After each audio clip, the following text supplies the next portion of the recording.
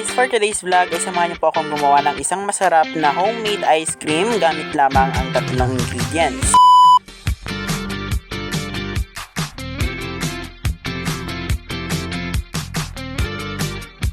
Unang step ay buksan natin ang creme densada. So dahil wala tayong can opener, no choice, gagamit tayo ng kutsilyo. Of course, para humabang video. Nilagay ko nga pala ito sa freezer para gumanda ang texture ng ating creme densada.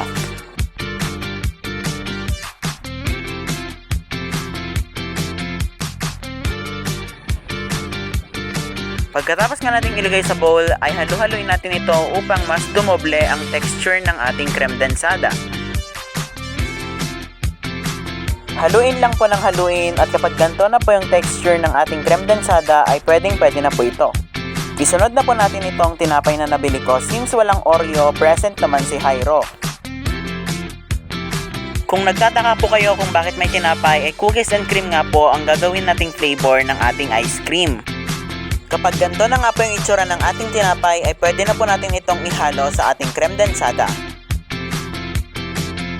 Unti-unti nga po natin itong haluin upang mag-band together ang ating creme densada at ang ating tinapay.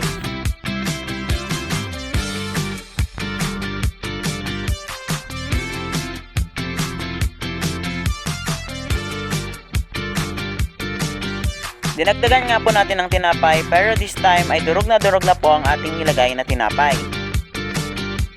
Sa sobrang init nga po ng panahon ay masarap kumain ng isang ice cream na budget friendly at madali lamang gawin.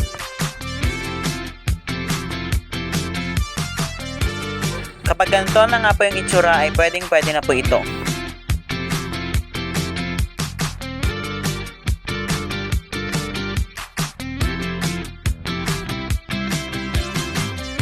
Kumuha nga lang po tayo ng any type of Tupperware na pwedeng paglagyan ng ating ginawang ice cream.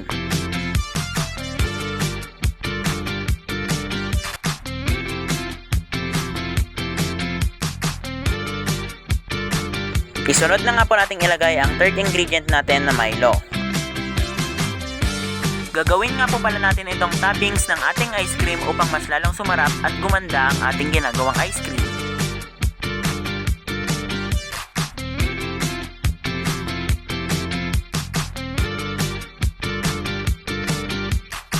Takpan na nga po natin ito at pwede na po natin itong ilagay sa ating freezer.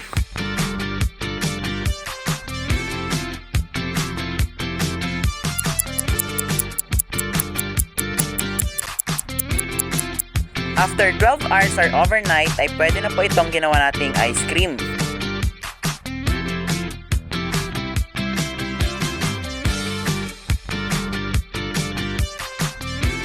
At ayan, sa tatlong ingredients nga lang po ay nakagawa na tayo ng isang masarap na ice cream.